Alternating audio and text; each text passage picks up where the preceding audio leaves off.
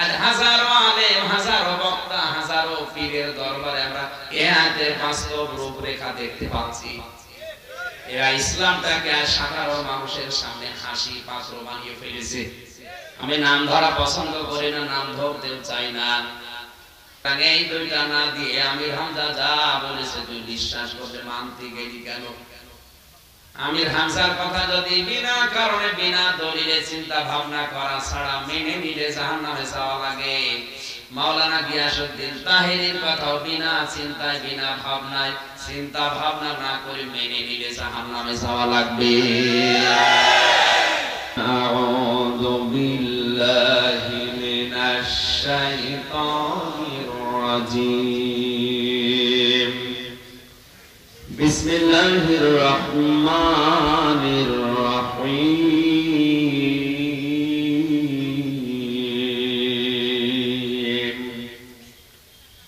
قل هل أنبئكم بشر من ذلك مثوبة عند الله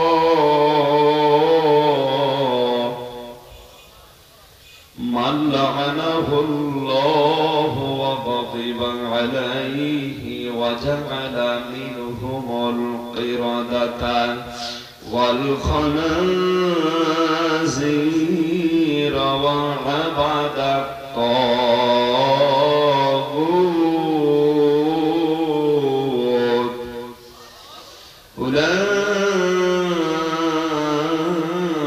أولئك شر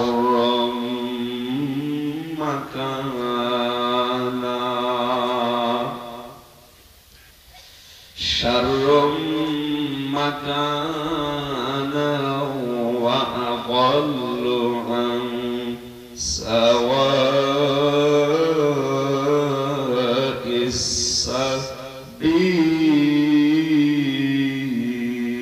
السبيل. صدقت يا ربنا. عن أبي هريرة رضي الله تعالى عنه قال قال النبي صلى الله عليه وسلم الدنيا سجن المؤمن وجنة الكافر. رواه ابن ماجه. وقال تعالى في شان حبيبي وما زادهم إلا إيمانا وتسليما. اللهم صل على سيدنا مولانا محمد.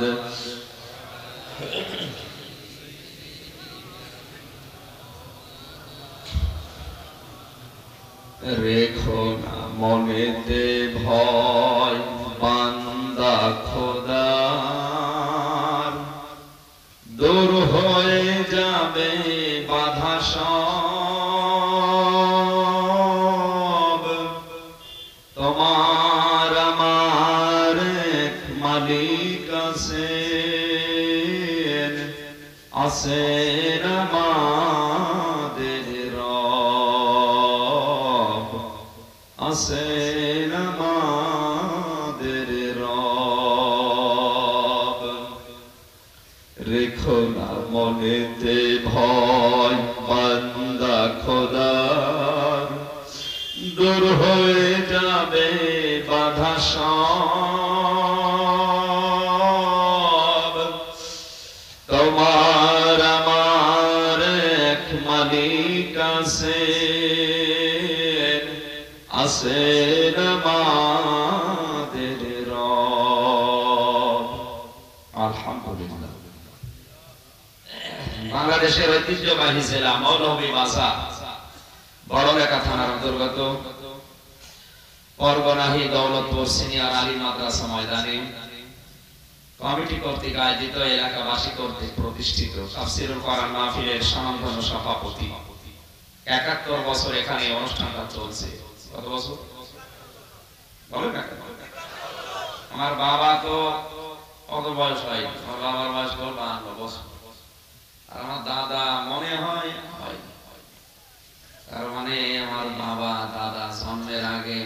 চলছে, খুশি হয়ে বলেন আলহামদুলিল্লাহ। এবং কিয়ামত পর্যন্ত যেন চলতেই থাকে, জোরে বলেন আমিন। এই মহতী অনুষ্ঠানের সম্মানিত সভাপতি, মাহফিলে মোনাজাত পরিচালনা করবেন যিনি পীরে কামিল হাফিজ মাওলানা আব্দুল গাফফার দামাত বারকাতুহুল আলিয়া।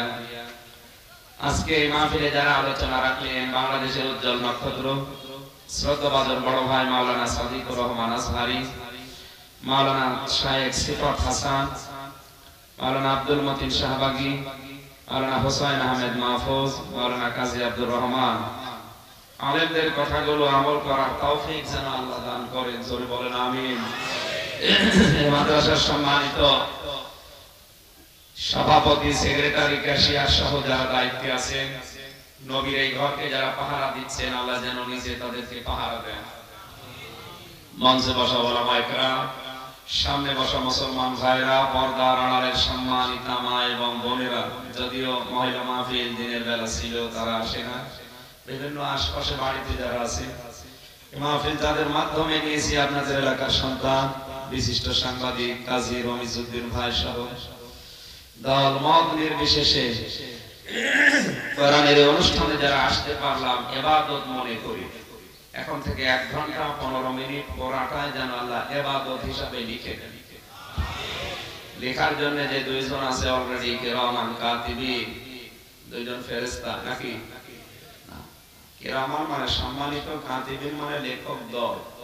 2 জন লেখক লিখছে, আপনি এখন থেকে যা করবেন, যদি গল্প করেন ওইটাও লিখবেন, এদিক ওদিকে তাকান ওইটাও লিখবেন, যদি অ্যাক্টিভ ভাবে শুনতে পারেন ওইটাও লিখবেন। এই মাহফিলের মর্যাদা এখন এত বেশি হয়ে গেছে শুধু আমির হামজা আসার কারণে নাকি? কোরআনের কিসের বলেন তো? আল্লাহ কোরআনের কারণে। বিশ্বনবী একবার মসজিদে নববীতে প্রবেশ করে দেখলেন কিছু মানুষ কোরআনের আলোচনা করছে আমাদের মতো। বাম পাশে তাকালেন, দেখলেন কিছু মানুষ আল্লাহর জিকিরে লিপ্ত আছে। নবীজি বললেন 2টা দল ভালো কাজে আছে, তবে সবচাইতে উত্তম কাজে আছে তারা যারা আল্লাহর কোরআন নিয়ে ব্যস্ত আছে। আমার আল্লাহ আমাকে নির্দেশ দিয়েছে আমি যেন কোরআনের এই অনুষ্ঠানে কোরআনের কথাগুলো শোনার জন্য শ্রোতা হিসাবে বসে যাই। আপনি টের পাচ্ছেন কি বললাম? নবী যদি এখন জীবিত থাকতে আর এই দৌলতপুরের মাটির উপর দিয়ে যদি হেঁটে যেতে, তাহলে এই মাহফিলে তিনি আপনার সাথে শ্রোতা হয়ে বসে পড়তেন। তাহলে আপনার মর্যাদা এখন কত বেশি। মনে করেন আপনার পাশে নবীজি নিজে বসে আছে, শ্রোতা হয়ে এই অনুষ্ঠান শুনছে। যিনি সুযোগটা আমাদেরকে দিলেন, খুশি হয়ে বলেন তো আলহামদুলিল্লাহ। মানুষের কলব আমরা জানি 3 প্রকার হয়। কলব কয় প্রকার? 1 নম্বরে কলবে সালিম, পরিশুদ্ধ অন্তর। অন্তরকে পরিশুদ্ধ করার জন্য আল্লাহর কোরআন লাগবে, এটা ছাড়া অন্তর পরিশুদ্ধ হবে না।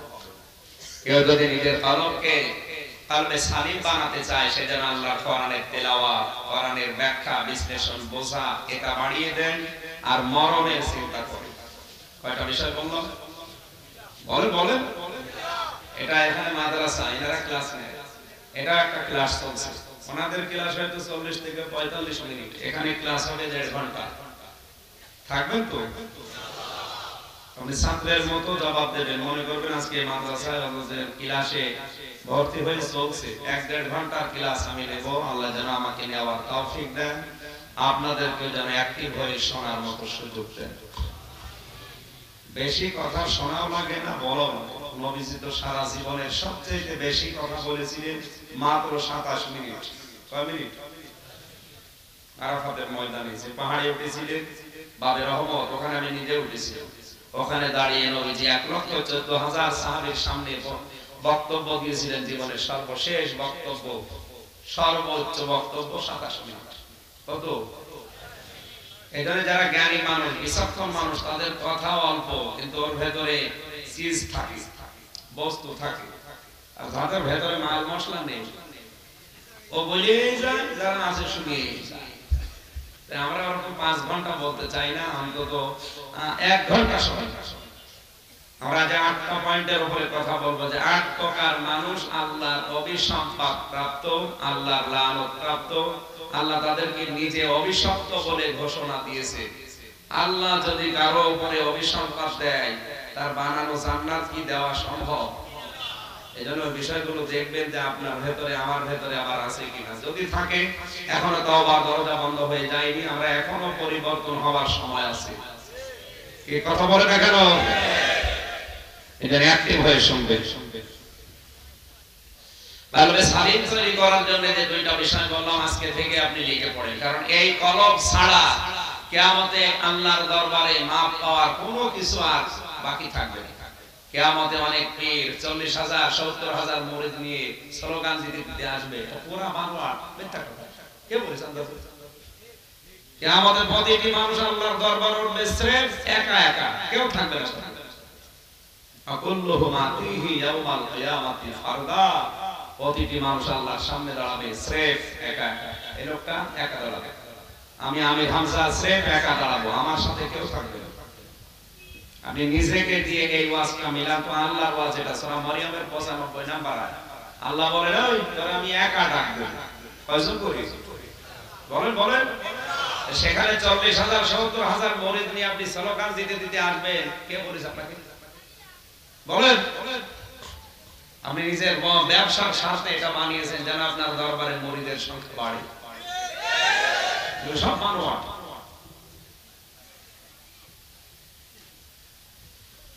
বিশ্বনবী মুহাম্মদ রাসূলুল্লাহ পর্যন্ত মাথা তোলার সাহস পাবে না যখন আল্লাহ জাব্বার আর কাহার নাম ধারণ করবেন।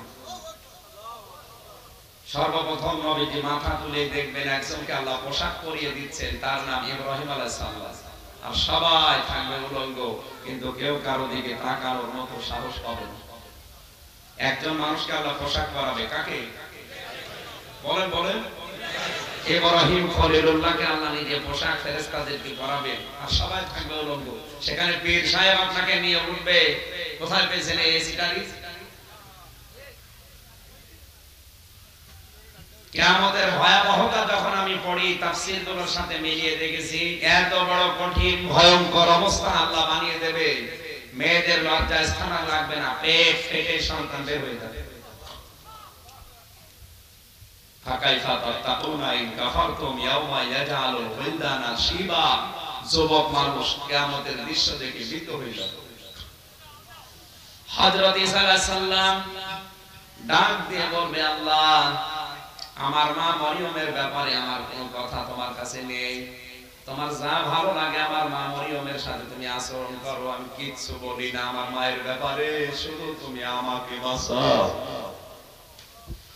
ইব্রাহিম নবীও বলবে, রব্বুল আলামিন, আমার বাবা আজরের ব্যাপারে কোনো প্রশ্ন তোমার কাছে নেই, তারে কি জান্নাতে দেবে না জাহান্নামে দেবে, যা ভালো লাগে করো, কিন্তু তুমি আমারে বাঁচাও। কি মনে হচ্ছে আপনার বলেন তো? এত বড় বড় পাওয়ারফুল নবী যাদের নামের আগে পরে খলিলুল্লাহ, রূহুল্লাহ, তারা কোল কিনারা পাচ্ছে না। ওয়া উম্মিহি ওয়া আবিহি, এদের ব্যাখ্যা মুফাসসির লিখেছেন কিয়ামতে অনেক সন্তান, এমনকি আমি আমির হামজা নিজেও আমার মায়ের পা ধরে 500 বছর পর্যন্ত থাকবো পড়ে। 500 বছর পরে আমার মুখের উপরে লাথি দিয়ে বলবে, তুই কে? আমার তো দুনিয়ায় বিয়ে হয়নি। ও বড় লেখাবাসী, বিবেক যদি আপনার থাকে, মাথায় যদি মগজ থাকে, একটু মাথা নিচু করে ভাবেন, এদিন কিন্তু আমাদের সবার সামনে আসবে না, আসবে না? আমার এই আয়াতগুলো পড়ার পরে যতটুকু মনে হচ্ছে, ফালা আনসাবা বাইনাহুম ইয়াওমাইযিন ওয়ালা ইয়াতাসাআলুন। সূরা মুমিনুনের 101 নম্বর আয়াতে আল্লাহ জানিয়েছেন, সব সম্পর্ক আমি আল্লাহ কাট করে দেব, ছিন্ন হয়ে যাবে। নাসাবের বহুবচন আনসাব, একটা সম্পর্ক তো থাকবে না। তোর বাবার সাথে, মায়ের সাথে, স্ত্রীর সাথে, সন্তানের সাথে, পীরের সাথে না, কোনো সম্পর্ক নেই, চোখ বন্ধ, সম্পর্ক শেষ। আমি কি বেশি বললাম? 100% সঠিক। সূরা মুমিনুনের 101 নম্বর আয়াতের শেষের দিকে আছে, ফালা আনসাবা বাইনাহুম, কোনো সম্পর্ক থাকবে না, চোখ বন্ধ, সম্পর্ক শেষ।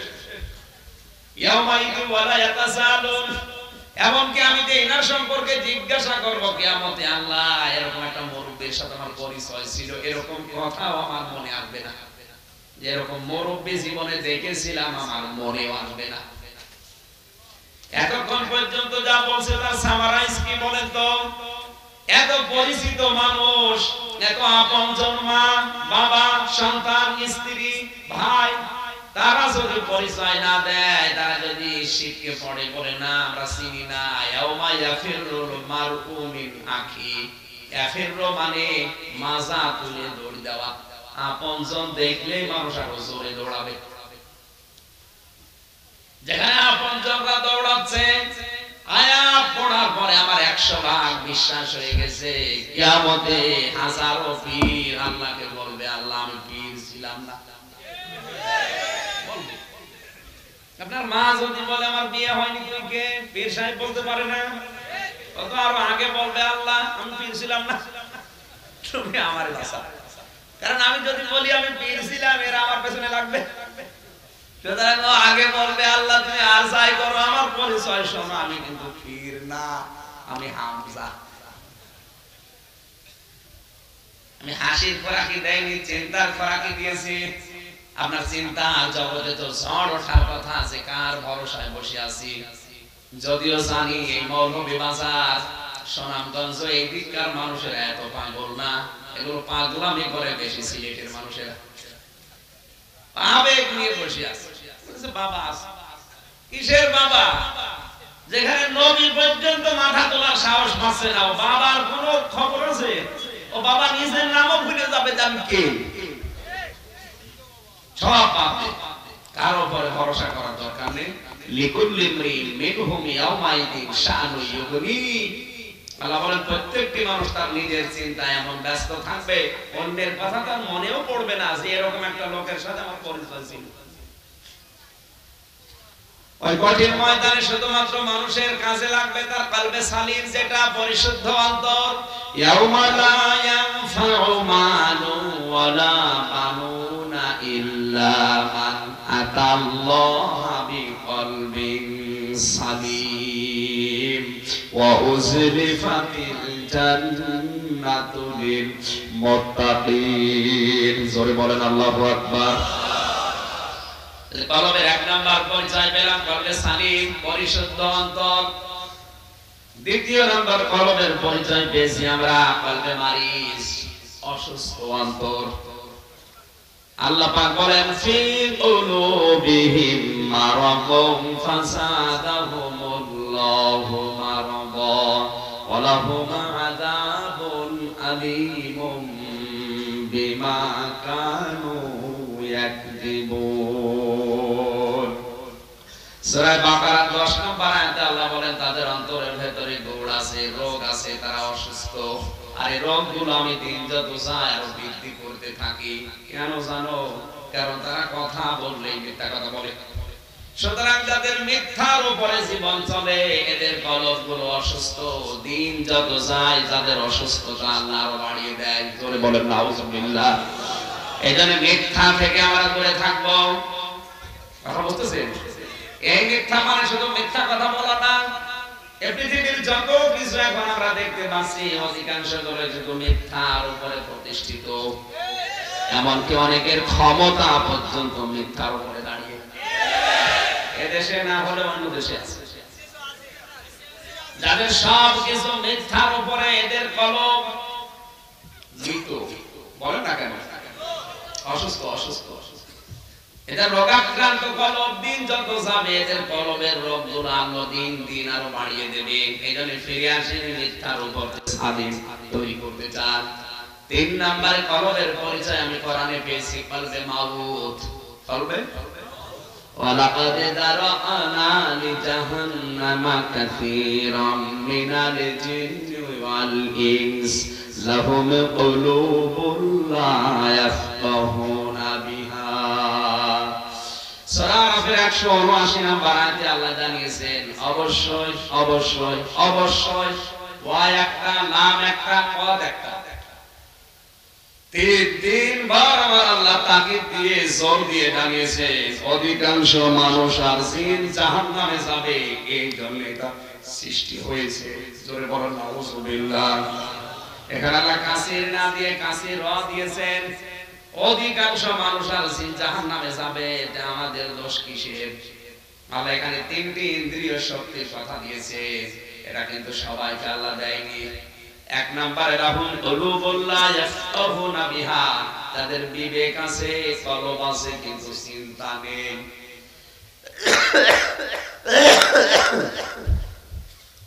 সুতরাং বিবেক আল্লাহ যাদেরকে দিয়েছেন, এই বিবেক, এই কমন সেন্স, এটা যদি আপনি কাজে লাগাতে না পারেন, তাহলে আপনার কলব দিন যত যাবে অসুস্থ হবে তা না, মারা যাবে। কি হবে? এই জন্য আমাদের কলব অন্তর যাদের আছে তাদের চিন্তা ভাবনা করা দরকার।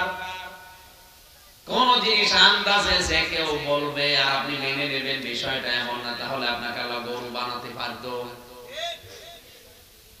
ডক্টর আব্দুল্লাহ জাহাঙ্গীর, মরহুম ডক্টর আব্দুল্লাহ জাহাঙ্গীর শ্রদ্ধাভাজন স্যার মারা গেছেন, আল্লাহ যেন জান্নাত নসিব করেন। তিনি মাঝে মাঝে বলতেন, কিয়ামতের ময়দানে লক্ষ লক্ষ মানুষেরা জাহান্নামের টিকিট নিয়ে উঠবে, ডাক দিয়ে বলবে, রব্বুল আলামিন তুমি আমাকে জাহান্নামের টিকিট ধরিয়ে দিলে, আমি তো অনেক ইবাদত করেছিলাম। আল্লাহ বলবেন, ইবাদত করেছিলে ঠিক, কিন্তু অধিকাংশ ইবাদত করেছিল শিরক আর বেদাত দিয়ে ভরা। প্রশ্ন আসবে, কেন? আমি তো আমির হামজার কাছে শুনে শুনে আমল করেছিলাম। আল্লাহ বলবেন, না, আমির হামজা দলিল না, আমার নবী পর্যন্ত আরাফাতের ময়দানে যেদিন শেষ বিচারের শেষ ভাষণ দিয়েছিলেন, ওই দিন পর্যন্ত আমির হামজার নাম, আবু বকরের নাম, ওসমানের নাম বলেননি। তিনি বলেছিলেন কিতাবুল্লাহ ওয়া সুন্নাতু রাসূলি। বড় লেখাবাসী ওই সময় কি নবীজির সামনে হযরতে আমির হামজা কি বলে, হযরত আবু বকর, ওমর, ওসমান ছিল না? বলেন না কেন? তারা প্রতিটি মানুষ জান্নাতের সার্টিফিকেট নিয়ে বসেছিল, কিন্তু কারো কথা নবীজি বলেননি। শুধু বলেছিলেন, আমার আল্লাহর কোরআন আর আমার আদর্শ, আমার সুন্নাহ রেখে গেলাম। সুতরাং এই দুইটা না দিয়ে আমির হামজা যা বলেছে তুই বিশ্বাস করতে মানতে গেলি কেন? আমির হামজার কথা যদি বিনা কারণে বিনা দলিলে চিন্তা ভাবনা করা ছাড়া মেনে নিলে জাহান্নামে যাওয়া লাগে, মাওলানা গিয়াসউদ্দিন তাহেরীর কথাও বিনা চিন্তায় বিনা ভাবনায় চিন্তা ভাবনা না করে মেনে নিলে জাহান্নামে যাওয়া লাগবে। আল্লাযীনা ইত্তাখাযু দীনাহুম লাহওয়ান ওয়া লা'iবান ওয়া গাররাতুহুমুল হায়াতুদ দুনিয়া ফাল-ইয়াওমা নানসাহুম কামা নাসু লিকা ইয়াউমিহিম হাযা ওয়া মা কানু বিআয়াতিনা ইয়াজহাদুন। জোরে বলেন আল্লাহু আকবার। খুব খেয়াল করে ঠান্ডা মাথায় শুনেন, সূরা আরাফের 50 নম্বর আয়াতে আল্লাহ বলেন, এই দুনিয়াতে যারা আমার ইসলামকে, আমার দ্বীনকে হাসি তামাশা বানিয়েছে, খেল তামাশা করে মানুষের কাছে উপস্থাপন করেছে, অগাররাতুহুমুল হায়াতুদ দুনিয়া, দুনিয়ার জীবন তাদেরকে ধোঁকায় ফেলে রেখেছে চাকচিক্য দিয়ে। আজ হাজারো আলেম, হাজারো বক্তা, হাজারো পীরের দরবারে আমরা এই আয়াতের বাস্তব রূপরেখা দেখতে পাচ্ছি। এরা ইসলামটাকে সাধারণ মানুষের সামনে হাসি পাত্র বানিয়ে ফেলেছে। এখন বলেন, এদেরকে দুনিয়ার জীবন ধোঁকায় ফেলে রেখেছে। কিয়ামতের দিন আমি আল্লাহ এদেরকে নিজে ভুলে যাব, যেমন তারা আমাকে ভুলে গিয়েছিল। কত বড় কঠিন কথা টের পেলেন। সুতরাং আন্দাজে কারো কথা সে হাসি দিয়ে বলুক, আনন্দ দিয়ে বলুক, কান্নাকাটি দিয়ে বলুক না, চিন্তা ভাবনা করা ছাড়া কারো কথা মানা যাবে না। কলবে মাবুদ তৈরি হওয়ার পেছনে যে কারণগুলো বলছিলাম, তার এক নাম্বার কারণ, যারা চিন্তা করে না তাদের কলব আল্লাহ মেরে ফেলে, তারা মরে যায়। জিন্দা মানুষ আপনি দেখতে পাচ্ছেন চলাফেরা করছে, কিন্তু তাদের কলব বলে কিছু নেই, মারা গেছে। ইন্না শাররাদ দাওয়াবি ইনদাল্লাহিস সাম্মুল বুকুমুল লাযীনা লা ইয়াকিলুন। সূরা আনফালের 22 নম্বর আয়াতে আল্লাহ বলেন পৃথিবীর সবচেয়ে নিকৃষ্ট আমি আল্লাহর কাছে তারা যাদের কলব আছে কিন্তু চিন্তা নেই। তার মানে কলব থাকার পরে যারা চিন্তা ভাবনা করে না সে যেই হোক আল্লাহর কাছে চতুষ্পদ জানোয়ারের চাইতে খারাপ। এরকম খারাপ মানুষ আজ দিন দিন বাংলাদেশে বাড়ছে না কমছে? এত কথা বলেন না কেন? আমরা ওদের ভেতরে থাকতে চাই। চিন্তা করেন, যে কোনো বিষয় নিয়ে ভাববেন, এই ভাবাটা ইবাদত। আফালা ইয়াতাদাব্বারুনাল কোরআন, কি হয়েছে তোদের কেন কোরআন নিয়ে ভাবিস না? কে বলছে? বলেন বলেন। আমালা কুলুবিনা তুফালুহা, নাকি তোদের অন্তরে তালাবদ্ধ করা? তালা তো বদ্ধ করা নেই, খোলা আছে। কেন চিন্তা করিস না? যে কোনো বিষয় নিয়ে একটু চিন্তা কর, দেখ আমি আল্লাহকে পাওয়া সম্ভব হবে। অফি আনফুসিকুম আফালা তুবসিরুন, মানুষ যদি তার নিজের দিকে তাকায় তারপরেও আমি আল্লাহর পরিচয় পাওয়া সম্ভব। জোরে বলেন সুবহানাল্লাহ। আমাদের ক্ষেত্রে কলব আছে কয় প্রকার? ছাত্রের মতো বলেন কয় প্রকার? 1 নম্বরে কলবে সালিম, 2 নম্বরে কলবে মারিজ, 3 নম্বরে কলবে মাউত। এই 3 প্রকার কলবের কথা আমরা কোরআনের ভেতরে পেয়েছি। আল্লাহ আমাদেরকে যেন কলবে মাউত কলবে মারিজ না দিয়ে কলবে সালিম দান করেন, যে পরিশুদ্ধ অন্তর দিয়ে আল্লাহর বানানো বাগান জান্নাত পাওয়া যায়। জোরে বলেন আমিন। দরুদ আর সালাম পাঠ করছি এই মুহূর্তে আমাদের নবী মুহাম্মদুর রাসূলুল্লাহ, যার উম্মত হতে পেরে আমরা আনন্দিত। আল্লাহ না করুক যদি রাসূলুল্লাহর উম্মত না বানিয়ে অন্য কোন নবীর জামানায় আমাদেরকে পাঠাতো, আমরা কিন্তু অন্তত এইভাবে এখানে বসতে পারতাম না। আজকে আসার সময় একটা হাদিসের টুকরা আমি দেখলাম, বিশ্ব নবী ১৫০০ বছর আগে জানিয়েছেন, খুব গুরুত্বপূর্ণ বিষয়। আপনার চিন্তার জগতে ঝড় উঠে যাবে। বলবো সাতাফতারিকু উম্মতি আলা ৭০ নবীজি বলেন অতি শীঘ্রই আমার উম্মতের ভেতরে ৭৩টা দল হবে। কার উম্মত? উম্মতি একালি টান আছে। আমার উম্মত বলতে কিন্তু ইহুদি, খ্রিস্টান, বৌদ্ধ, মুশরিক, হিন্দু, মাজুসি এরা না, এরা আগেই বাদ। কথা বলেন না কেন? ইহুদিরা নবীর উম্মত, খ্রিস্টানরা, এ পাশের বৌদ্ধরা, হিন্দুরা, মাজুসিরা না, সব বাদ। ওরা নবীর উম্মতের ভেতরে নেই। আমার উম্মত বলতে আমরা যারা নবীকে বিশ্বাস করি, নবী একজন আছে, আমাদের আদর্শ যিনি, আমাদের ভেতরে দল হয়ে যাবে ৭৩টা। কুল্লুহুম ফিন্নার, প্রত্যেকটা দল যাবে জাহান্নামে, ইল্লা ওয়াহিদা, একটা দল বাদ দিয়ে। আপনার পছন্দ খাড়া হয়ে যাওয়া দরকার যে প্রতিটি দল জাহান্নামে যাবে, শুধু নবীর উম্মতের ভেতরে, আমাদের ভেতরে যদি ৭৩টা কাতার হয়, সব কাতার যাচ্ছে জাহান্নামে, একটা কাতার বাদ দিয়ে। আমি আবার ওই এক কাতারে আছি নাকি ওই ৭৩-৭২ কাতারের ভেতরে চলে গেলাম? আমি যদি এখন ওই ৭২ কাতারের ভেতরে থাকি তাহলে এখনো সময় আছে, কারণ তাওবার দরজা এখনো বন্ধ হয়নি। পশ্চিম দিকে এখনো সূর্য ওঠেনি, আমার এখনই পরিবর্তন হয়ে এক কাতারে আসা লাগবে। এক কথা বলি না কেন? দুনিয়ার জীবন আমি আবার বলছি, এটা খেল তামাশা, ধোঁকা, শুধু খাবো নেবো খাবো খাবো, এছাড়া আর কিছু নেই। আপনি পেছনের দিকে তাকিয়ে দেখবেন একটা স্বপ্ন মনে হচ্ছে। আমার এখন ২৮ বছর বয়স চলছে, আমার পেছনে তাকালে মনে হয় এই তো সেই দিন দুনিয়ায় এলাম। সামনে যেটা পড়ে আছে এটা আমার মনে হচ্ছে শুধু আকাঙ্ক্ষা, এটা করব ওটা করব এটা করব, আর মাঝখান থেকে হঠাৎ করে আজরাইল এসে আমার নিয়ে চলে যাচ্ছে। এটা জীবন না? আমার কিন্তু এখন সময় আছে, হায়াত এখনই শেষ হয়ে গেল না।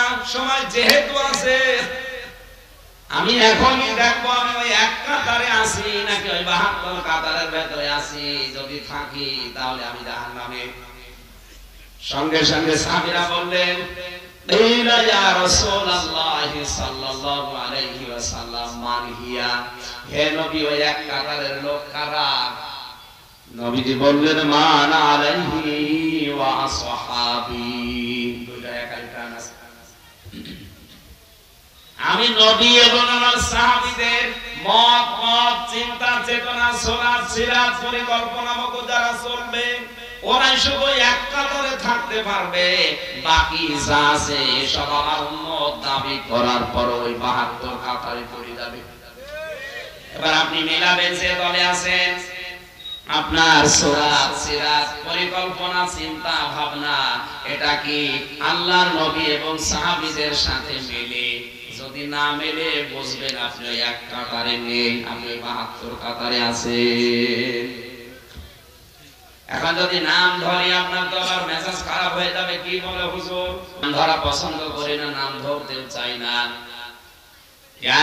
এই হাদিসের ব্যাখ্যা একটা আয়াত আমি পেয়েছি সূরা আহজাবের 22 নম্বর আয়াতটা, ওয়ালাম্মা রাআল মুমিনুনাল আহজাব ক্বালু হাদা মা ওয়া'দানাল্লাহু ওয়া রাসূলুহু ওয়া সাদাকাল্লাহু ওয়া রাসূলুহু ওয়া মা যাদাহুম ইল্লা ঈমানাও ওয়া তাসলিমা। আল্লাহুম্মা সাল্লি আলা ওয়ালালি সাইয়্যিদিনা মাওলানা।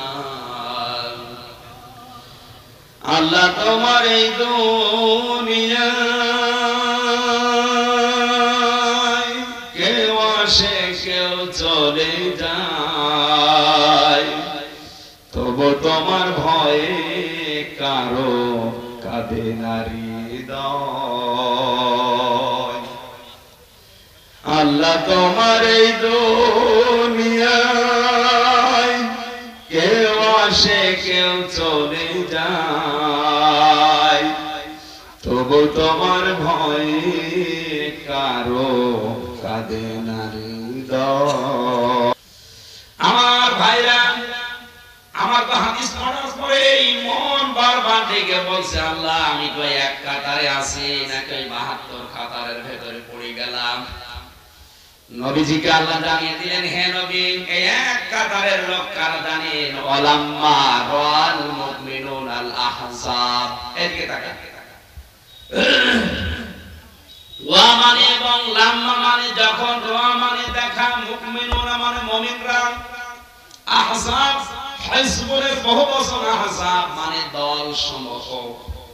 হে নবী যখন মুমিনদের একটা দল আমার ইসলামের আওয়াজ নিয়ে সামনে এগিয়ে যেয়ে দেখতে পারবেন, ওই দলকে প্রতিহত করার জন্য বিভিন্ন দল সংঘবদ্ধ হয়ে যখন বাধা দেবে, মুমিনদের একটা দল যারা কোরআনের কথা হাদিসের কথা নিয়ে এগিয়ে যায় এদেরকে বাধা দেওয়ার জন্য অনেকেই সংঘবদ্ধ হয়ে কাজ করে, আমি আল্লাহ পাক ঘোষণা দিলাম ওই দলটা সঠিক দল। বাংলাদেশে ইসলামের কথা বলছে একজন না কত মানুষ বলছে, কিন্তু সবার বাধা নেই। কথা বলে না কেন?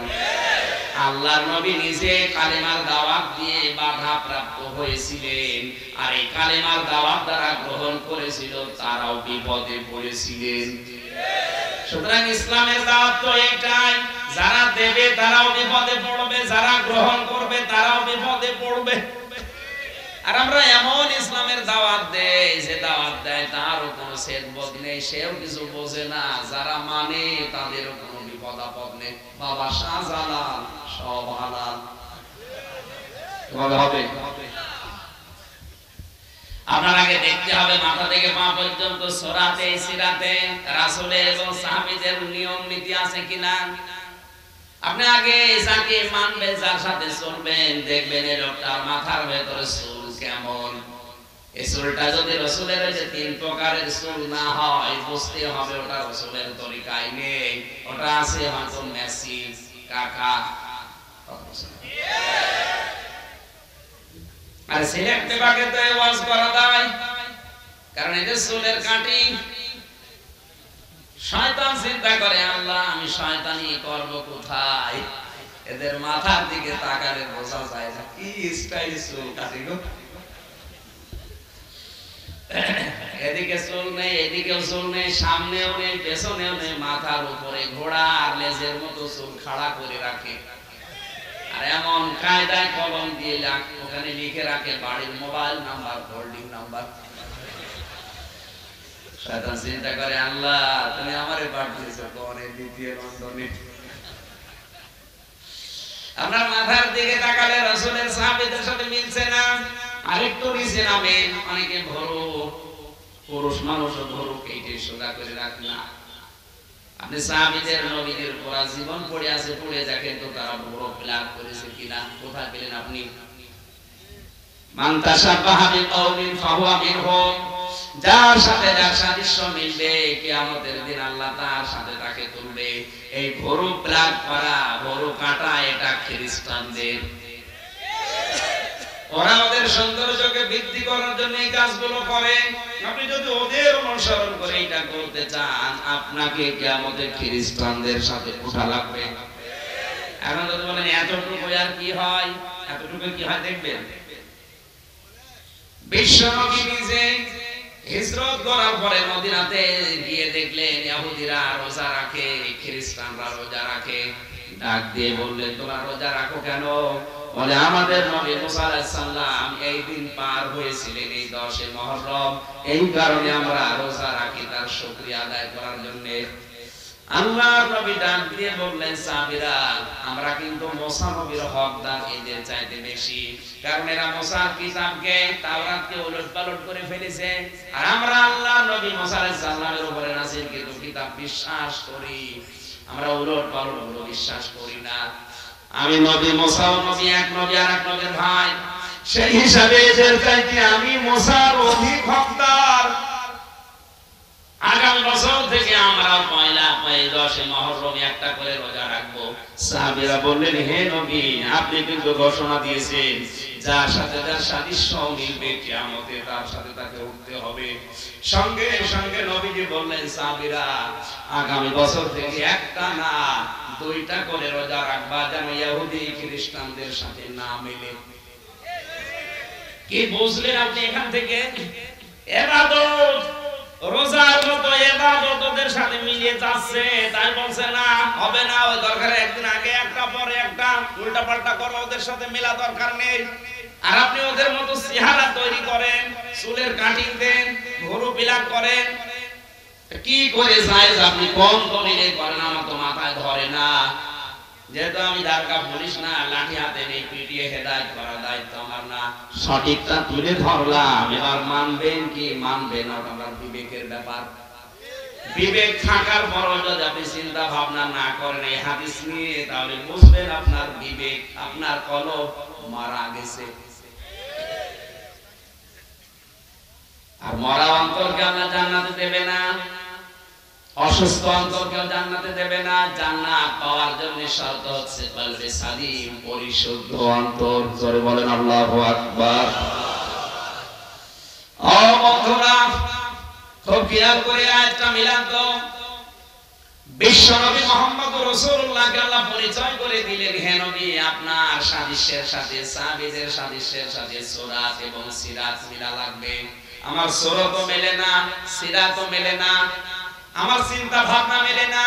কারণ নবীদের চিন্তা ছিল, সাহাবীদের যে চিন্তা ছিল, আমার রাজনৈতিক দর্শনে ওই চিন্তা নেই। কথা বুঝতেছেন? ওনাদের যে পরিকল্পনা ছিল, আমারও পরিকল্পনা নেই।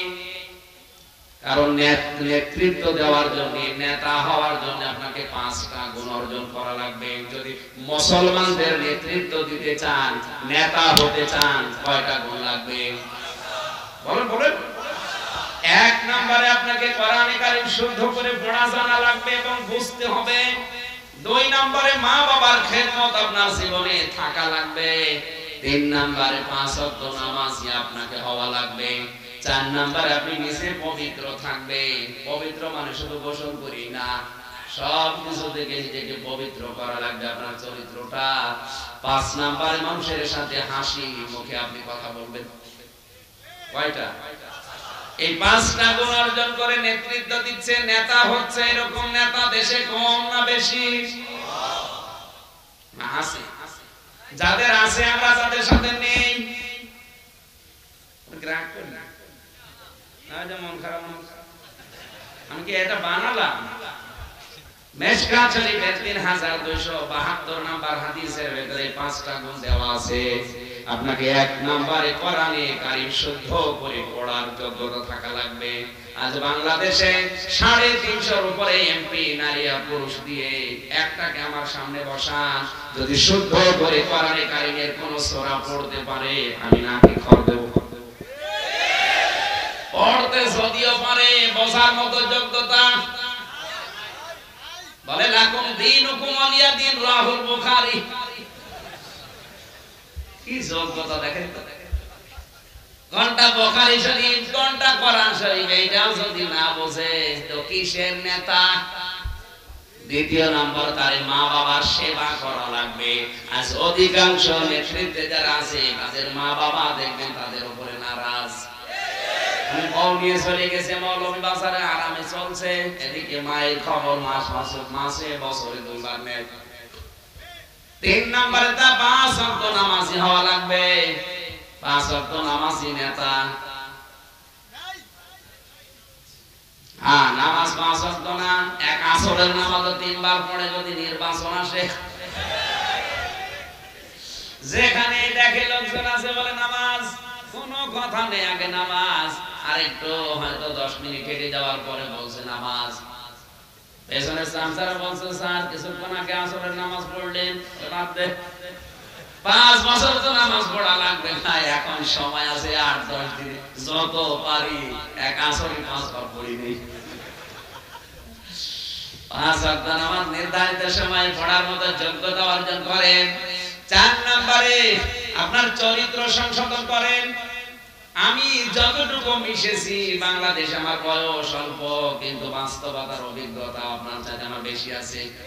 কারণ আমার চলাফেরা তো রাত্রে, যারা রাতে চলাফেরা করে তারা কিন্তু 3টা জিনিস রাস্তায় বেশি দেখে। আপনি রাতের বেলা এখান থেকে কুষ্টিয়া যাবেন, যাওয়ার সময় দেখবেন হয় পুলিশ, নাই বক্তা, নাই কুত্তা। হয় বক্তার সাথে দেখা হবে। এই যে কিছুক্ষণ আগে যিনি কথা বলে গেলেন মাওলানা সাদিক রহমান আসারি, উনি আছেন এখন কোলাউড়ায়। কালকে যেখানে আমি দিনের বেলা যাব, হয়তো রাতে উনিও বের হবে, এখানে আমিও বের হলে রাতে দেখা হবে বক্তার সাথে। অথবা পুলিশের সাথে বলবে স্যার দোয়া চাই, যদি বলি ভাই দোয়া তো করে আসলাম, বল না আপনি যে দোয়া নিয়ে আসবেন ওই দোয়া দিয়ে যান। এখান থেকে কুষ্টিয়া পর্যন্ত যেতে কমপক্ষে যদি 10 জায়গায় দোয়া চাই, 1000 করে দোয়া দিলে 10,000 শেষ।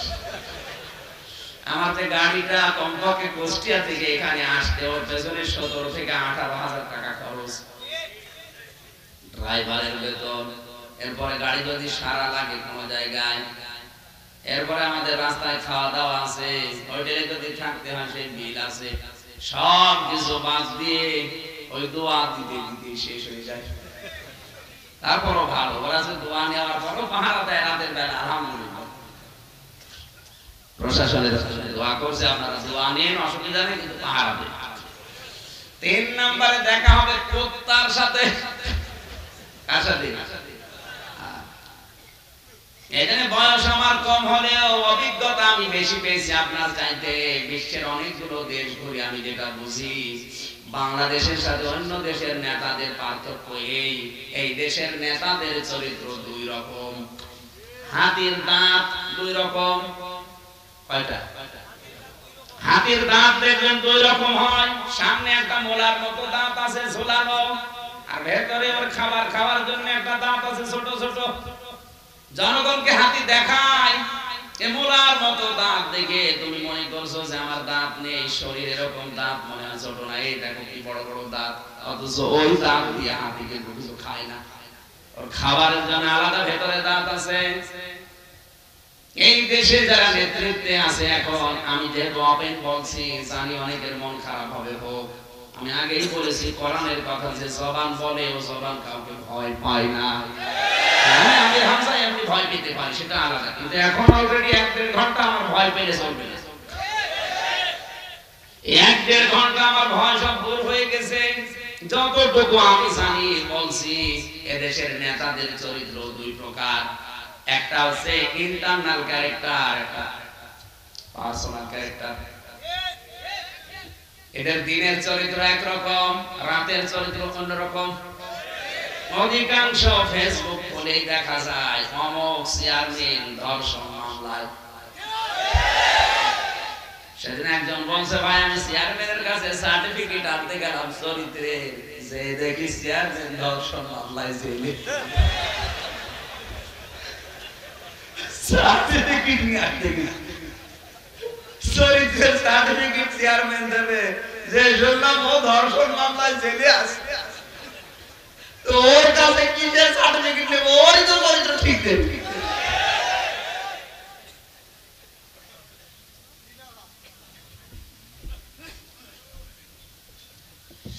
বাস্তবে আমরা দেখতে পাচ্ছি সত্যি অধিকাংশ নেতাদের চরিত্র ইদা কানা উমারাউকুম শিরারাকুম আগনিয়াউকুম দখলাকুম উমরুকুম ইলা নিসাইকুম ফাজহারুল আরদি খায়রাল লাকুম মিন বাতুনিহা। আল্লাহর নবী বলেন, তার সামাই হযরত আলী বর্ণনা করেন, যখন দেশের দায়িত্বশীল নেতা শাসক যারা আছে তাদের চরিত্র নিকৃষ্ট হবে এবং দেশের ধনী মানুষগুলো যখন বকির হয়ে যাবে, কৃপণ হবে, আর সব কাজ যখন মেয়ে লোকের পরামর্শ মতো করা হবে, নবীজি বলেন তখন দুনিয়ায় থাকার দরকার নেই, কবরে চলে যাও, একটু শান্তি পাবা। আমার মনে হয় সেই সময় আসতে এখন 41 সাল পর্যন্ত বাকি, অলরেডি চলছে। এই কথা বলেন না কেন? এদের চরিত্র এখন ঠিক ওই রকম। দ্বিতীয় নম্বরে যেটা, দেশের ধনী মানুষগুলো বকিল হয়ে যাবে, কৃপণ হয়ে যাবে। 3 নম্বরে সব কাজ হবে মেয়েদের পরামর্শ মতো। আজ পরিবার থেকে রাষ্ট্র পর্যন্ত তাকান, সব জায়গায় পরামর্শ চলছে শুধু মেয়েদের। এমনকি শিক্ষা ব্যবস্থায়, আমি নাম ধরেই বলছি, শিক্ষা ব্যবস্থায় যিনি আছেন তাকান, এটা আনুষ্কা আর জিহান, এই দুইজন যে ধর্ষণ করার পরে একে মেরে ফেলেছে, ওদের দোষ না। কারণ ক্লাস 8 এ 9 এ শারীরিক শিক্ষার নামে যে সিলেবাসের বই আছে, এখানে লেখা আছে যৌবন পাওয়ার পর কেউ যদি শারীরিক সম্পর্ক ইচ্ছাকৃত ভাবে করে তাহলে কোনো দোষ নেই। এইটা পড়ার পরে তো ধর্ষণ করতে উদ্বুদ্ধ হয়েছে। ওকে যদি বিচারক জিজ্ঞাসা করে, এই বেটা তুই এই কাজ করলি কেন, ও বলবে দোষ আমার না, ও তো সরে গেল।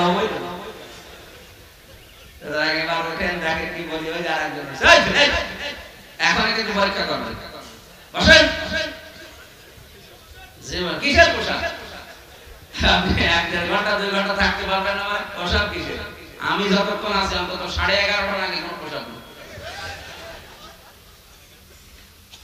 এমন আনন্দ চিত্রে, এমন মনোযোগ নিয়ে অনেকে নভেল, নাটক, যে কনসার্ট গুলো দেখে। গল্প শুনেছিলাম, 2 বন্ধু গেছে কনসার্টে, একজন আরেকজনকে বলছে, ভাই তুই আমার একটু জায়গাটা দেখবি, আমি শুধু বাইরে যাবো আর আসবো। বসে না, বাইরে যাবে জায়গা হারাবি, বাইরে আমার যাওয়াই লাগবে। কেন এত গুরুত্ব? আমার মুখের ভেতরে আছে পানির পিক, এটা ফেলা লাগবে না, আমি বসতে পারবো না। ও বুদ্ধি দিয়েছে, এই বেটা তুই সামনে যে আছে ওর পকেটে ফেল। কি করে আমার মুখের যে পানির পিক, ওইটা তো কি মন নিয়ে দেখছে। একটা গানের কনসার্টে যদি মানুষ এত অ্যাক্টিভ হয়ে থাকতে পারে, পানের পিক পড়ছে টের পাচ্ছে না, এটা কি গানের অনুষ্ঠানের চাইতে কম নাকি? আপনাকে আরো অ্যাক্টিভ হওয়া লাগবে। বসেন। আলেমদেরকে এবার আমি আহ্বান জানাচ্ছি, আমার চিন্তা ভাবনা গবেষণায় হয়তো ভুল হতে পারে, কারণ আমার মাথা ছোট, মাথা আপনাদের আরো বড় বড় আছে, আপনারা আরো ভাববেন।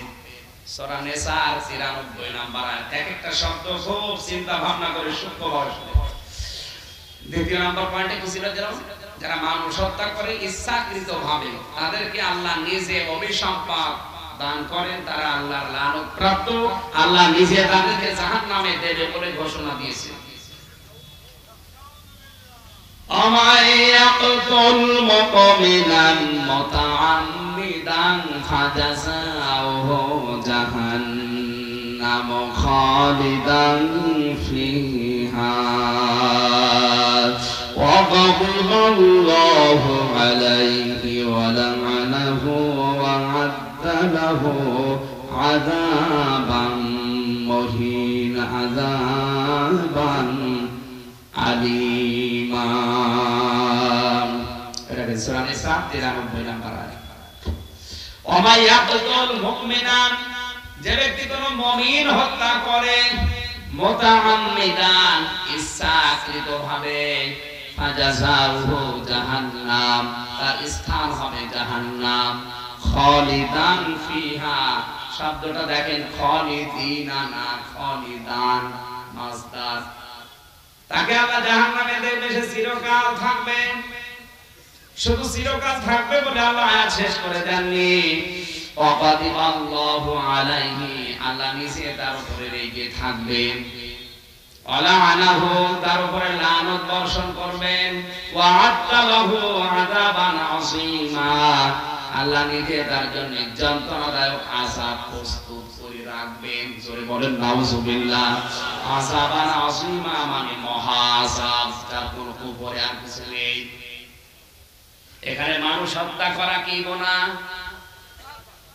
কবিরা গুনাহ আর ইচ্ছাকৃত করে কোন মানুষ যদি শব্দের দিকে খেয়াল করবেন আন্দাজে ফতোয়া দেবেন না আর বাইরে থেকে গিবত করবেন না কোন মানুষ যদি ইচ্ছাকৃতভাবে মানুষ হত্যা করে মুমিন হত্যা করে হ্যাঁ আপনার উপরে যদি কোনো চাপ থাকে আপনি নিজেই বাঁচতে পারছেন না সেটা আলাদা আমরা বলছি আপনি নিজেই বাঁচতে পারেন না চাপ আছে সেটা আলাদা কিন্তু ইচ্ছা করে আনন্দ চিত্রে মন চাচ্ছে হিংসার বশবর্তী হয়ে অহংকার করে এই অবস্থায় যদি কোন মুমিনকে আপনি মেরে ফেলেন হত্যা করেন বিনা কারণে কোন কারণে বলেন বলেন হাদাজাউহু জাহান্নাম আল্লাহ তাকে জাহান্নামে দেবেন এই লোকটা কতদিন থাকবে জাহান্নামে খালিদান ফিহা চিরকাল কতদিন জাহান্নামে যাবার পরে চিরকাল থাকবে এই কথাটা কাদের জন্য আল্লাহ দিয়েছেন কাদের জন্য দিয়েছেন যে মানুষগুলো ইচ্ছা করে মানুষ হত্যা করে অহংকার করে ইচ্ছা করে অহংকার করে আনন্দ চিত্রে কোনো চাপ নেই তারপরে আবার বসে এই না আপনি শুনছেন না এদিকে তাকান ইচ্ছা করে অহংকার করে রাজনৈতিক প্রতিহিংসার কারণে কোন চাপ নেই এরপর একজন মানুষকে আপনার মন চায় তাই আপনি হত্যা করলেন ফাঁসি দিয়ে দিলেন মেরে ফেললেন এরকম ঘটনা তো দুনিয়ায় ঘটে না এটাতে ঘটে তার বাস্তব প্রমাণ এই যে কিছুদিন আগে আল্লাহর এক বান্দা বিদায় নিল সে লোকটা বলেছিল আমার জীবনের আক্ষেপ আফসোস যে আমি এই কোরআনের পাখি সাইদিকে ফাঁসি দিতে পারলাম না এটা কিন্তু সে ইচ্ছাকৃত করেছে এই রায় দেওয়া একে 10 বছর 11 বছর আজীবন মৃত্যুদণ্ড দেওয়া কারাদণ্ড দেওয়া এগুলো আমার মনে হচ্ছে ওর কথা ওর বক্তব্য ইচ্ছা করে তাছাড়া এই কথাও বলতে গেল কোন কারণে যে আমি ওকে ফাঁসি দিতে পারলাম না আমার জীবনের একটা আফসোস আক্ষেপ আরে ভাই আপনার আফসোস আর আক্ষেপ দিকে বিচার করবেন বলেন আয়াতের দিকে খেয়াল করেন আমার ইয়াকতুল মুমিনা মুতাআম্মিদান কোন মানুষ যদি ইচ্ছা করে কোন মুমিন হত্যা করে অনেক জায়গায় এদেশে যদি নাও হয় অনেক দেশে কিন্তু বিনা কারণে ইচ্ছা করে মুমিনদেরকে হত্যা করা হচ্ছে তার বাস্তব প্রমাণ মায়ানমার যারা এই কাজে ইনভলভ ছিল যারা এই কাজে সাহায্য সহযোগিতা করেছে পেছনের দরজা দিয়ে শক্তি দিয়েছে তারা আছে এই 27 কেজি মহিলা অং সান সুচি এখন আর 27 কেজি নেই কারণ 10 দিন রিমান্ডে চলছে তো 5 কেজি কমিয়ে দিয়েছে যে মারা আছে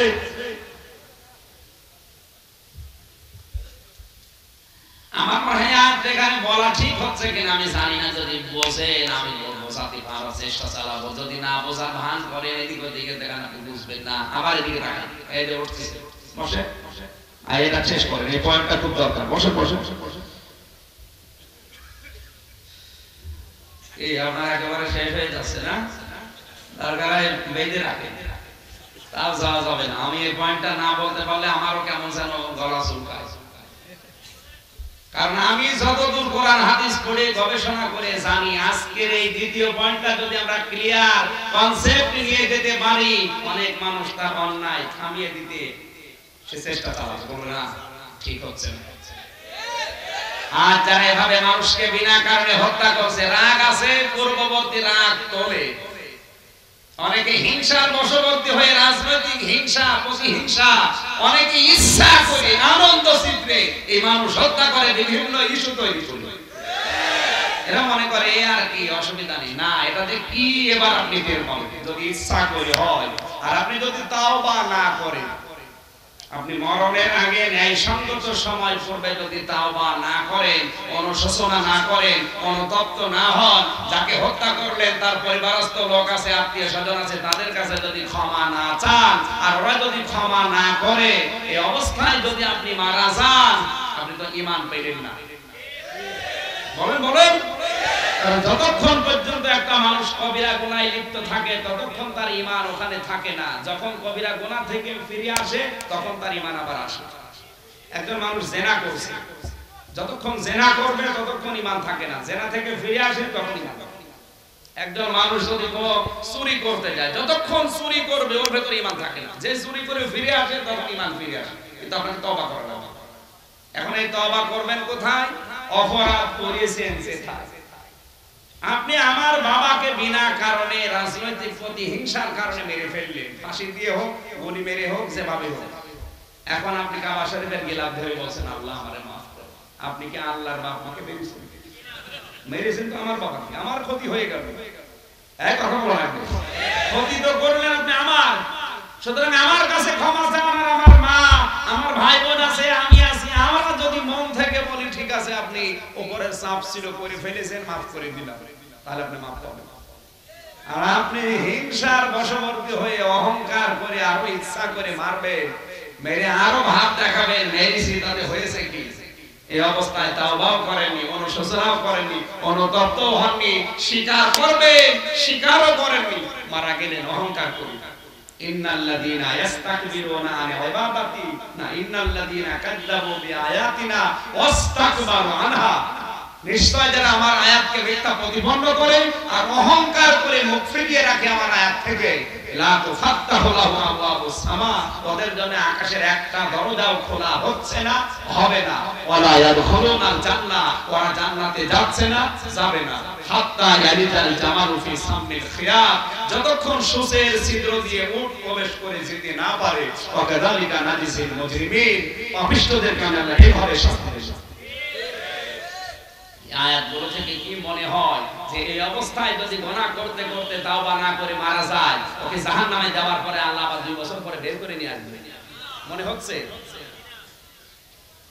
আমি সব আলেম এখানে বসে আছেন, আপনাদেরকে আমি দরকার এক জায়গায় আলাদা বসে ওপেন চ্যালেঞ্জ দিলাম, যদি কোন আয়াত দেখাতে পারেন কোরআনে কারিমে যে আল্লাহ জাহান্নামে দিয়ে 2 বছর 5 বছর 10 বছর পরে আপনাকে বের করে নিয়ে আসবে, হ্যাঁ বের করে নিয়ে আসবে কাদের, সেগুলো আলাদা বিষয়। কিন্তু এই অপরাধ করলে না, আপনি ইচ্ছা করে মানুষ হত্যা করবেন, আপনার মন লাগে তাই, আপনার দ্বারা যে দুনিয়ার কত মানুষের ক্ষতি হয়ে গেল আপনার এই রায়ের কারণে, সেটা আপনি টের পেলেন। এখন যদি প্রশ্ন করেন হুজুর আপনার অসুবিধা কি, যদি বের হই 10 বছর পরে বের হলে আপনার ক্ষতি আছে, আমার ক্ষতি নেই, কিন্তু আপনার ইচ্ছার কারণে কত মানুষের ক্ষতি হয়ে গেল, ওই ক্ষতিপূরণ দেবে কে সেটা বলেন। আপনার এই সামান্য ইচ্ছার কারণে, রাজনৈতিক প্রতিহিংসার কারণে কত মানুষ আজ 11 বছর জেলখানায়, ওই 11 বছর জেলখানার হিসাব কে দেবে বলেন। কত মানুষ তার স্ত্রীর কাছে থাকতে পারে না, বাবার কাছে থাকতে পারে না, মায়ের কাছে যেতে পারে না, আপনার কারণে, শুধু আপনার কারণে। 3 মাস আমার নিজের বাড়ি তালা মারা, যেতে পারি না, কোন অপরাধ বলেন আমার নামে মামলা দিয়েছেন এরা জাকাত, শয়তান বিশ্বাস করবে? এই যে আমার 3 মাস আমার মা বাবা থেকে, আমার বউ থেকে, ছেলে মেয়ে থেকে আলাদা করে রাখলেন, আপনি যদি জাহান্নামে যান এই অন্যায় করার পরে 2 বছর পরে বের করে দিই, আমার অসুবিধা নেই, কিন্তু আমার ক্ষতিটা কে দেবে বলেন? আমার যে ক্ষতি আপনি করে দিলেন, এই ক্ষতিটা পূরণ কে দেবে? আপনার কোন বাবা দেবে সেটা বলেন। তারপরে যদি বলেন তাহলে আল্লাহ মাফ করে দিলে আপনার অসুবিধা কি? আল্লাহ মাফ করবে না, কারণ এটা আল্লাহর অধিকার না, এটা আমার অধিকার। এটা তো হক করলা না, এটা হক করে বাদ বান্দার হক। এই কথা বলেন না কেন?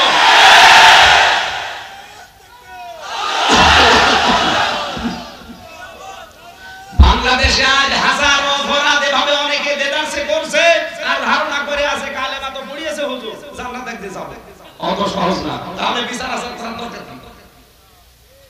হ্যাঁ, আপনাকে আমি বলছি, যদি তওবা করেন, ফিরে আসেন, আমার কাছে ক্ষমা চান, হয়ে গেছে ভুল, আমি যদি বলি ঠিক আছে করে দিলাম, তাও মরণের আগে এটা। আর আপনি হেলায় খেলায় ইচ্ছা করে অন্যায় করবেন, আল্লাহ আপনাকে কয়দিন পরে বের করে দেবে, তাহলে জীবনে আপনি কোনো অন্যায় থামাতে পারবেন? কি বলেন? আপনার জীবনে অন্যায় থামবে না, আরো বাড়বে।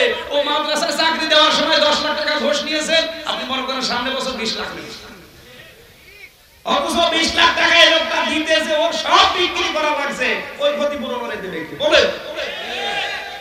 আজ এই জন্যই বাংলাদেশে ঘুষ বন্ধ হয় না, এই দেশে এই জন্যই সুদ বন্ধ হয় না, জেনা ব্যভিচার বন্ধ হয় না, মানুষের উপরে জুলুম করা বন্ধ হয় না, শুধু এই বিশ্বাসটার কারণে। এই জন্য যারা অন্যায় ভাবে মানুষের চাকরিতে হত্যা করে, তাদের উপরে লাভ ও তাদের অভিসম্পাদ দেয় কে? এরপরও যদি কেউ থেমে না যান, আমার মনে হয় আপনার কপাল আর হেদায়েত নেই, আপনি জাহান্নামে যাবেন। এই জন্য আল্লাহ আপনাকে বানিয়েছেন। জোরে বলেন সুবহানাল্লাহ। আলহামদুলিল্লাহ বলেছেন, আলহামদুলিল্লাহ জাকাত তুলছে। এবার আমরা 3 নাম্বার পয়েন্টে যাব না, শেষ করে দিই। হ্যাঁ, এই বিষয়টা ক্লিয়ার না হলে আমি 3 নম্বরে যাব না। এখন যারা এই অপরাধগুলোতে আছে, যারা সে অন্যায় করছে, তাদের যদি ওই ধারণা থাকে যে যাব, মাফ করে দিলে আমির হামজার অসুবিধা কি? আমি বাবার বলছে আমার অসুবিধা নেই, কিন্তু আপনার ইচ্ছার কারণে যে কত মানুষের ক্ষতি হয়ে গেল, কত মানুষ তার অধিকার থেকে বঞ্চিত হলো, এটা কিন্তু আপনি ফেরত দিতে পারছেন না। বলেন বলেন বলেন। তাহলে আপনাকে এই মুহূর্তে থামা লাগবে, তওবা করা লাগবে, স্বীকার করা লাগবে, নাকি 21 সালের পরে? এই মুহূর্তে আমাদের ওয়াজটা সঠিকভাবে বোঝার তৌফিক দেন। জোরে বলেন আমিন। এবার আমি আরো দুইটা তথ্য বলবো। সূরা সমাজ 23 নাম্বার পারা 19 নাম্বার পৃষ্ঠা 11 নাম্বার লাইনের 20 নাম্বার আয়াত, আর সূরা হুদ 12 নাম্বার পারা 12 নাম্বার পৃষ্ঠা 10 নাম্বার লাইনের 106, 107, 108। এই চারটা আয়াত আপনাদেরকে আলেমদেরকে লিখে নিন, বাড়িতে যে একটু মিলান। আমি একটু শর্টকাটে ব্যাখ্যা করছি, নাকি পরবর্তীতে পয়েন্টে চলে যাব? এটা একটু বললে ক্লিয়ার হবে। আগে বলবো। আল্লাহ রাব্বুল আলামিন বলেন, আফামান হাক্কা আলাইহি কালিমাতুল আযাব আফা আনতা তুকিযু মান ফিন্নার। হে নবী, আমার আল্লাহর দণ্ডাদেশ যার উপরে কার্যকর হয়ে গেছে, আল্লাহর কালিমা, আল্লাহর কথা যার উপরে ফয়সালা হয়ে গেছে, যে জাহান্নামে আল্লাহ দিয়ে দিয়েছে, আফা আনতা তুকিযু মান ফিন্নার, আপনি কি পারবেন তাকে জাহান্নামের আগুন থেকে মুক্ত করে আনতে? কে বলছে? আল্লাহ যদি বলে আপনি পারবেন, নবী যদি না পারে, আর কে পারতে পারে বলেন তো? আর কেউ পারে?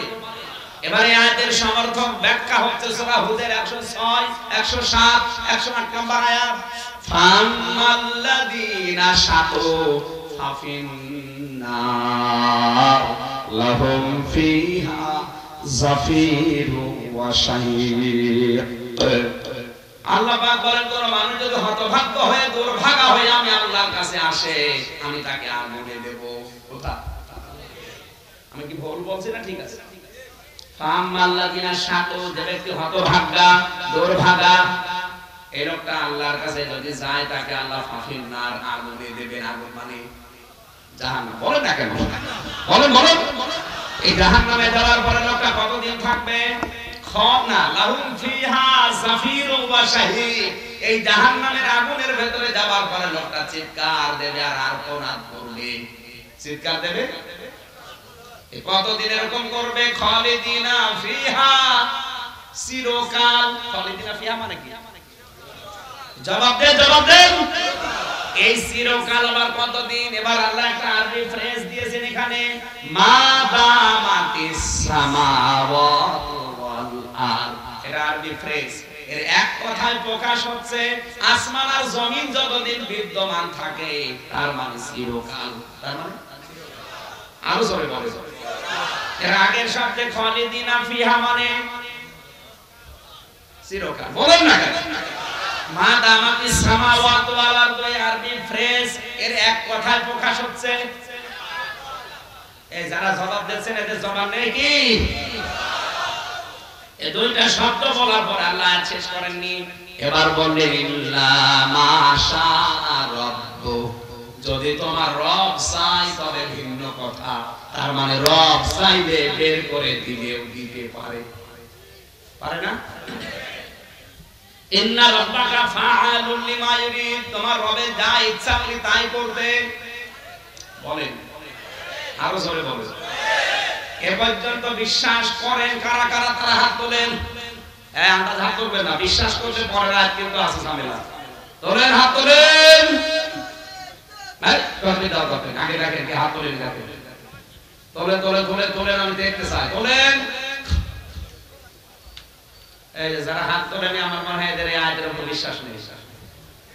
আলহামদুলিল্লাহ। এবার শর্টকাটে বলছি, আল্লাহ পাপিষ্ঠ হয়ে গুনাহগার হয়ে হতভাগ্য হয়ে গেলে জাহান্নামে দেবে, চিরকাল থাকবে, চিৎকার করবে, আর্তনাদ করবে।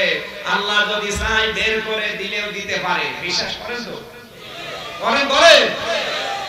এর পরের আয়াতে এবার দেখেন তো, কার দিকে তাকান। ওয়া আম্মাল্লাযিনা সুইদু ফাফিল জান্নাত, যে ব্যক্তি সৌভাগ্যশালী হয়ে ভাগ্যবান হয়ে আল্লাহর কাছে যাবে, আল্লাহ তাকে বাগানে দেবে। বাগান মানে জান্নাত। বাগান মানে এই বাগানে কতদিন লোকটা থাকবে? খালিদিনা ফিহা। আমি আপনার কাছে শুনতে চাই, আরো জোরে বলেন। এই চিরকাল বলতে কতদিন? এরপরে আবার ওই একই শব্দ আছে, মাদামাতিস সামাওয়াতু ওয়াল আরদ, যতদিন আসমান আর জমিন বিদ্যমান থাকে। এক কথায় প্রকাশ। আপনি কি পড়ান বলেন তো? এই ছাত্র কোশ্চেন ঠিক না, জবাব দেন না কেন? এক কথায় প্রকাশ বলেন।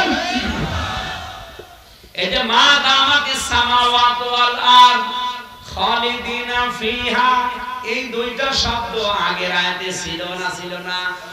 আপনি অর্থ করেছিলেন চিরকাল, চিরকাল নাকি? এরপরে ইল্লা মাশা রাব্বুকা, এটাও ছিল আগের আয়াতে, আল্লাহ যদি চায় বের করে দিবে। বলেন না কেন? এই একই শব্দ কিন্তু জান্নাতের আয়াতের মাঝে আছে, ইল্লা মাশা রাব্বুকা, তোমার রব যদি চায় জান্নাত থেকে বের করে দিলে দিতে পারে। এই বলছো ঠিক? আপনি কি আলেম না? আপনার বলা ঠিক হয় না। আমি আলেমদেরকে বলছি, আগের আয়াতে যা যা অর্থ করলেন জাহান্নামের আয়াতগুলোতে, জান্নাতের ক্ষেত্রেও একই শব্দ। আগের আয়াতের অর্থ যদি করেন চিরকাল, চিরকাল আল্লাহ চাইলে বের করে দিতে পারে। পরের আয়াত জান্নাতের চিরকাল, চিরকাল আল্লাহ চাইলে বের করে দিতে পারে। আপনার ঈমান থাকবে। তাহলে অর্থ আপনি কিভাবে করবেন? এবার মিলান।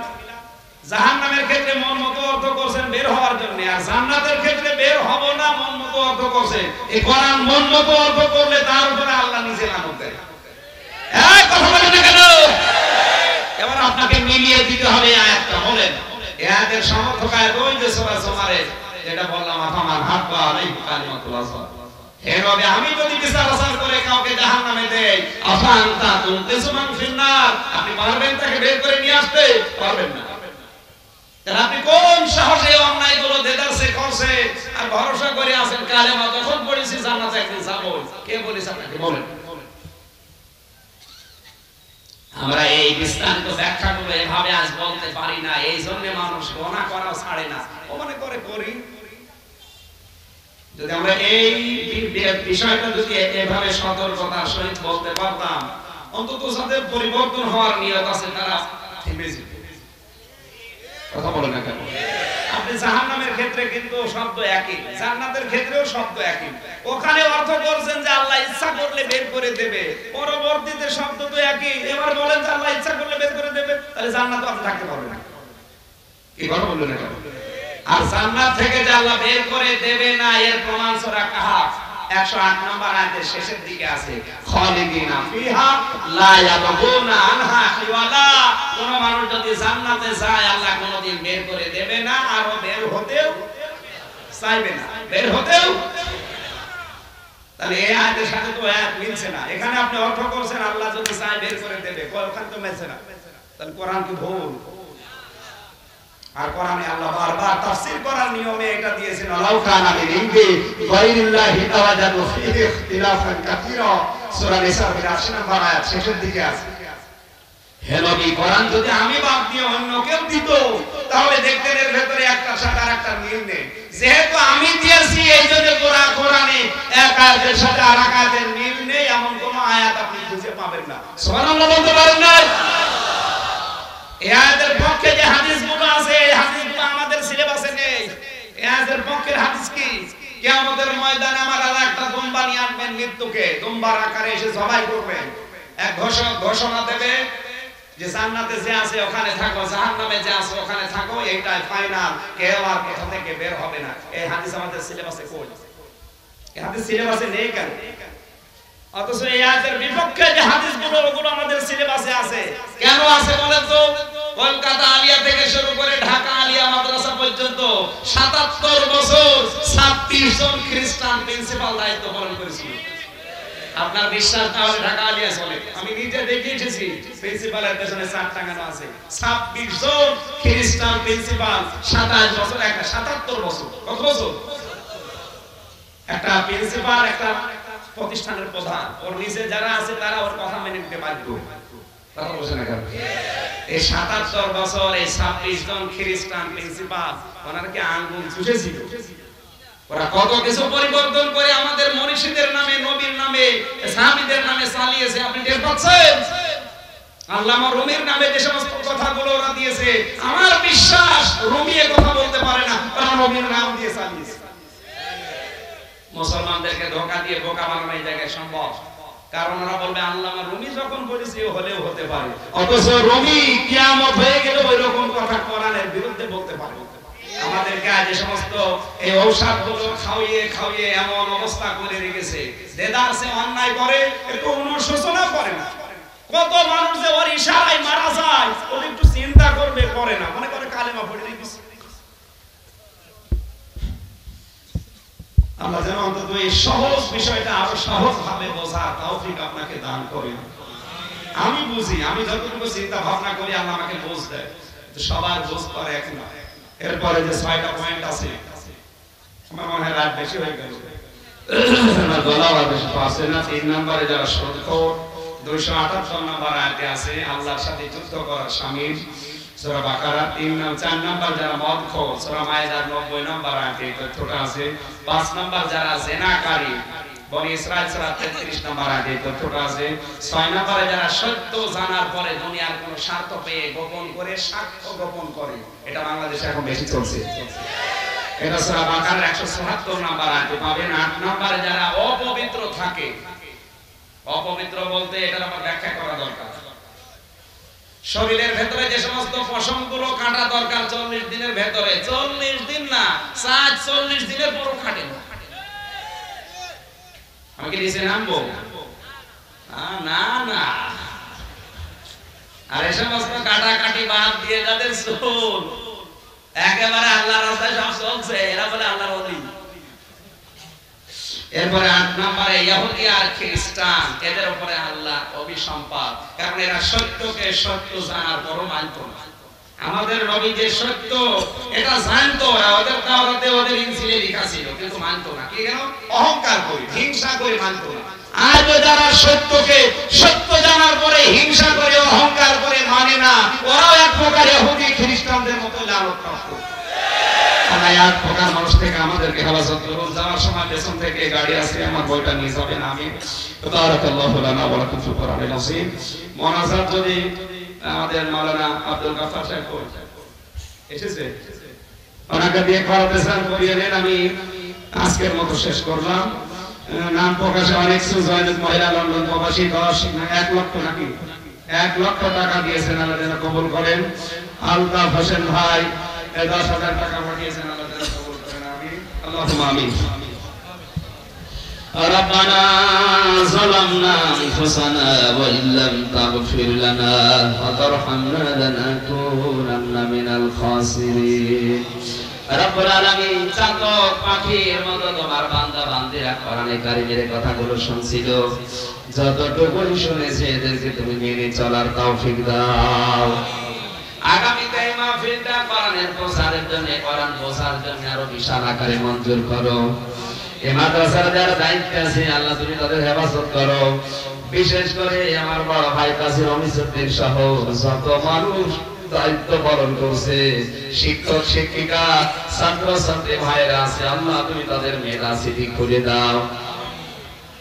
সম্মানিত ভাই এবং বোনেরা যারা কোরআনের জন্য কষ্ট স্বীকার করেছে, সেসবের দায়িত্ব পালন করেছে, এদের দায়িত্বটা মঞ্জুর। অভিসম্পাদ প্রাপ্ত অভিশপ্ত বান্দা কারা আমরা বুঝেছি, আল্লাহ তুমি এই গুণগুলো থেকে আমাদেরকে বাঁচাও। যত টাকা পয়সা তোমার বান্দা বান্দিরা বিভিন্ন নিয়ত করে দিয়েছে, এগুলো কবুল করে নাও। রব্বুল আলামিন এলাকায় মাটির নিচে যত মানুষ শুয়ে আছে, আজ ৭১ বছর তোমার আলোচনা এখানে হচ্ছে, ৭১ বছর কোরআনের তাফসীর এখানে হচ্ছে। আল্লাহ তাআলা এই দিকে তাকিয়ে হলেও তুমি মাফ করে দাও। বারাকাল্লাহু লানা ওয়া লাকুম ফিল কোরআনিল আযীম। আমি নিজের সময় যারা অসুস্থ আছে আমাদের শেফায়ে কামেলা আজরা নসিব করো। তোমার রহমত ছাড়া ১ সেকেন্ডও বেঁচে থাকা সম্ভব না। এই মাদ্রাসার প্রিন্সিপাল কয়েকদিন আগে মারা গেছে, আল্লাহ তুমি কবরটা জান্নাত বানিয়ে দাও। রব্বুল আলামিন কখন কার ডাক চলে আসে জানি না, আল্লাহ মরতে আমাদের কোনো দুঃখ নেই, ভয় নেই। অন্তত তাহাজ্জুদের নামাজ যখন থাকি, কোরআন পড়া অবস্থায় থাকি, ওই সময় তোমার আজরাইলটা পাঠিয়ে দিও, সেজদা দেওয়া অবস্থায় যেন আমাদের জীবনটা কবজ করে নিয়ে যায়। একবার হলেও যেন পড়তে পারি লা ইলাহা ইল্লাল্লাহু মুহাম্মাদুর রাসূলুল্লাহ।